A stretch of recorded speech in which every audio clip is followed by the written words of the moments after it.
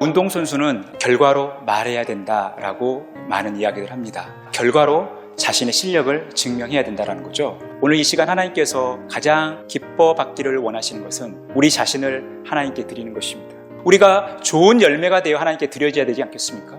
그럴 때 주님께서는 우리를 기뻐 받으신다라는 거예요. 우리의 믿음을 우리의 열매로 주님은 아신다라고 말씀하고 있어요. 그래서 우리는 우리의 믿음을 우리의 열매로, 우리의 결과로 보여줄 수 있어야 된다는 것입니다. 주님 앞에서 우리의 믿음을 이 열매로 증명할 수 있어야 한다는 것이죠. 첫 번째, 주님께서 우리에게 원하시는 열매는 주님을 구하는 것입니다. 우리가 주님을 구하는 삶을 살아가야 하는 이유는 좋으신 주님께서 우리에게 좋은 것을 주시는 것처럼 우리도 다른 사람들에게 좋은 것을 줄 수 있는 좋은 사람이 되라는 거예요. 그리고 주님께서 우리에게 주신 성령을 소유하며 살아가는 것입니다. 그래서 우리는 성령 충만한 삶을 살아가게 되고 성령의 통치와 다스림을 받고 살아갈 수 있다는 것입니다. 두 번째 열매는 거짓을 삼가하는 것입니다. 거짓을 행하는 자는 주님의 전에 거하지 못한다고 말씀하고 있어요. 거짓말을 하는 자는 주님의 목전에 서지 못한다고 말씀하고 있다는 거예요. 주님은 진실하신 분, 정직하신 분이기 때문에 거짓을 늘 삼가하는 삶, 우리의 마음을 지키는 삶을 살아가야 한다는 것입니다. 세 번째 열매는 주님을 보여주는 것입니다. 우리는 예수님을 떠나서는 아무것도 할 수 없다는 것입니다. 우리는 예수님께 달려있다는 거예요. 우리의 모습이, 우리의 행위가 복음의 시청각, 예수님의 시청각이 될 수 있다는 것입니다. 주님과 붙어있는 우리들은 주님의 열매를 맺게 돼 있는 거예요. 우리는 우리의 삶을 통해서 주님을 보여주는 그런 복된 삶을 살아가셔야 하는 것입니다. 네 번째, 우리가 맺어야 할 열매는 주님과 친밀함을 유지하는 것입니다.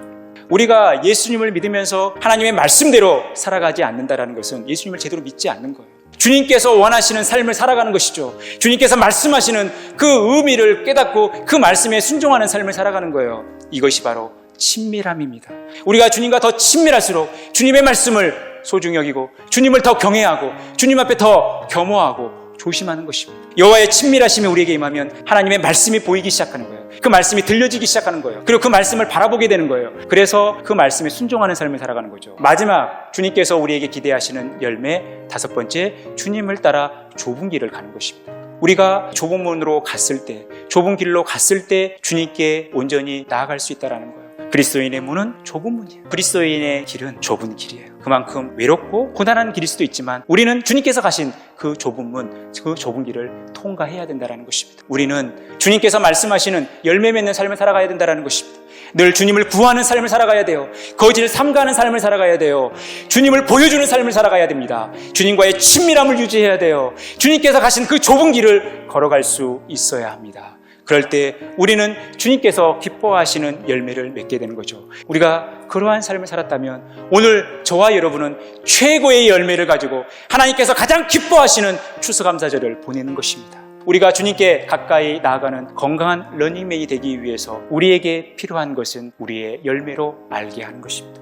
우리의 열매로 우리의 믿음을 증명하는 것입니다. 우리가 주님께서 말씀하신 대로 귀한 열매, 온전한 열매를 맺음으로 주님께 더 가까이 나가는 그런 복된 삶 살아가시기를 간절히 축원합니다.